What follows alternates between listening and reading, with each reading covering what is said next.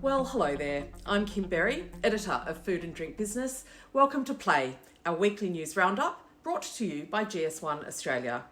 GS1 is the go-to for all your barcode needs. Head over to gs1au.org and discover the next generation 2D barcodes, a game changer for food and drink businesses.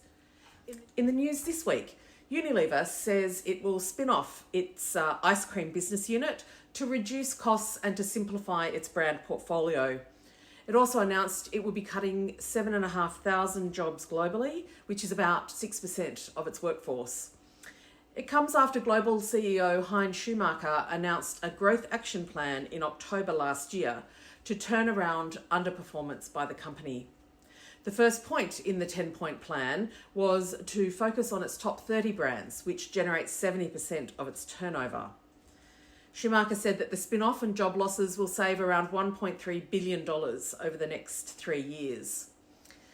The ice cream business unit had the lowest growth rate and accounted for the least amount of group turnover in the last financial year, with the company saying there was a strong consumer downtrading to private label. And apart from its weaker performance, Unilever's board said that ice cream's operating model was very different to the rest of the business's units, including beauty and wellbeing, personal care, home care and nutrition. The separation is expected to be completed by the end of 2025.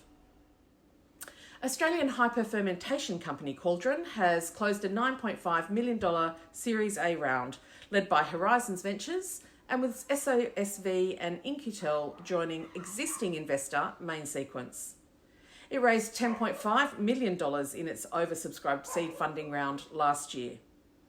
Cauldron co-founder and CEO Michelle Stansfield said its continuous precision fermentation technology, or hyperfermentation, includes a novel bioreactor design and proprietary growth medium formulation that improves the economics of large-scale fermentation production by 5 times.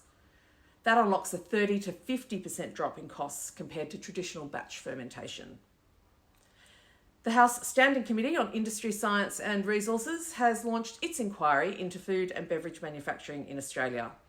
The inquiry will look at opportunities for expanding innovation and value adding in the sector. Submissions close on the 1st of May. Blue Dinosaur brand owner Forbidden Foods says a new deal with contract manufacturer Edenvale Foods to produce the brand will unlock considerable growth opportunities. Blue Dinosaur is a range of health and wellness snack bars and protein waters.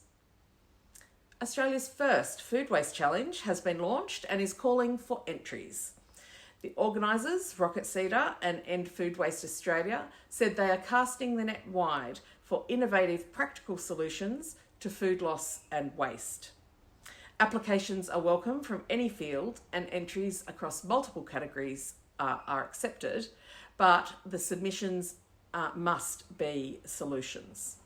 Head to rocketcedar.com/food waste for more information. Integra Foods, a subsidiary of Australian Grain Export, AGE, has launched its plant protein facility located in AGE's new $20 million vertically integrated precinct in Dublin, South Australia.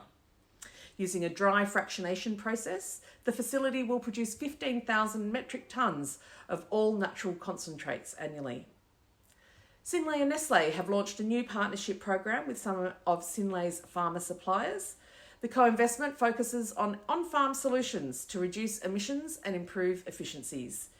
The co-investment will be split between the three over the next 7 years, helping Synlait reach its greenhouse gas emissions target while opening new commercial opportunities with Nestlé.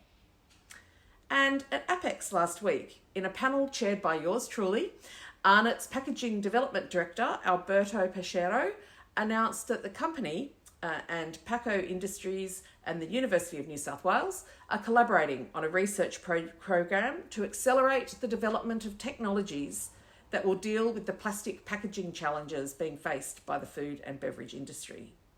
The collaboration is backed by FP Paradigm and Future Food System, It utilises the university's chemical engineering department, and it will focus on post-consumer plastic waste and reuse of PET packaging. The partnership also includes support from Tacca Plastics and Pablo and Rusty's Coffee. And MasterFoods has tackled the great mystery that is the home spice rack. I don't know about you, but I am fairly certain I have some fenugreek seeds in mine that predate Roman times. I'm not sure whether to be alert, alarmed, or downright depressed with the news that we spend an average of 13 days of our lives organising how we store our spices, when many of them we just need a quarter of a teaspoon for a recipe we'll never make again, and then they just live lonely, jammed at the back of the rack. Okay, that'll do. For all these stories and more, head to foodanddrinkbusiness.com.au. Remember to subscribe and tell your colleagues. And thanks to GS1 Australia. With that, I'm Kim Berry. Over and out.